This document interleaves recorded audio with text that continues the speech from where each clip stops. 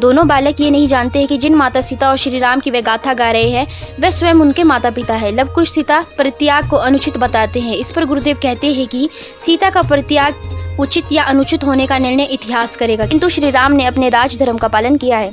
Love कुश गुरुदेव से तर्क वितर्क नहीं करते, किंतु उनके मन में राजा राम के प्रति रोष भरा रहता है। बाद में माता सीता के समक्ष भोजन करते समय लव कुश राजा के प्रति विद्रोह की भाषा बोलते हैं। माता सीता उनकी बातें सुनकर विचलित होती हैं।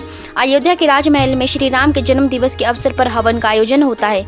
इस अवसर पर मंत्री सुमंत उनसे कहते हैं कि इन दिनों प्रजा निरुत्साहित हो रही है, उसमें ऊर्जा संचार की आवश्यकता है। तब श्री राम इसके लिए राजसूय यज्ञ करने की इच्छा व्यक्त करते हैं, किंतु भरत इससे सहमत नहीं होते। भरत कहते हैं कि राजसूय यज्ञ में राजा राम को अन्य राजाओं से युद्ध कर उन्हें परास्त करना होगा और इससे धरती तमाम राजवंशों का विनाश हो जाएगा।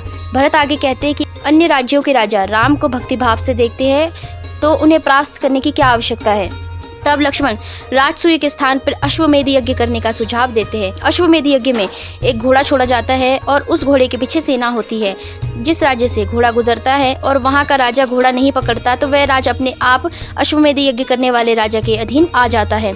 श्री राम कहते हैं कि रावण वध के कारण उन पर ब्रह्म हत्या का पाप है। अश्वमेध यज्ञ करने से वे पाप मुक्त हो जाएंगे। महर्षि वशिष्ठ यज्ञ आयोजन करने को सहज स्वीकार करते हैं। श्री राम अश्वमेध यज्ञ करने का निर्णय लेते हैं। महर्षि वाल्मीकि अपने आश्रम में लव कुश में गुप्त विद्याएं प्रेक्षित करने का निर्णय लेते हैं। इसके लिए वे अपने स्पर्श मात्र से लव कुश की कुंडलिनी भी जागृत कर देते हैं।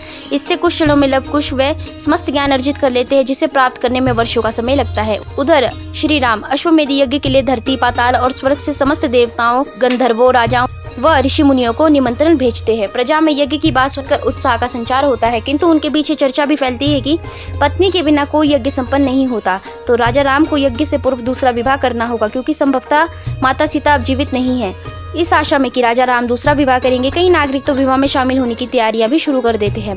वाल्मीकि आश्रम में भी श्री राम के दूसरे विवाह की अफवाह पहुंच जाती है। बालक लव गुरुदेव से कहते हैं कि यदि वे जानते हैं कि सीता कहाँ है तो वे जाकर राजा राम को क्यों नहीं बता देते कि उनकी पत्नी अभी जीवित है। महर्षि वाल्मीकि उनसे उचित अवसर की प्रतीक्षा करने को कहते हैं। माता गौतमी बहुत ही प्रसन्न मुद्रा में श्री राम के दूसरे विवाह की चर्चा के बारे में वन देवी माता सीता को बताती हैं। माता सीता स्तब्ध रह जाती हैं। उन्हें स्मरण आता है कि विवाह की पहली रात श्री राम ने उनके समक्ष एक पत्नी व्रत की प्रतिज्ञा ली थी। महर्षि वाल्मीकि सीता के मन की व्यथा को भाप लेते हैं। उधर श्री राम को भी प्रजा में फैली इस अफवाह के बारे में पता चलता है।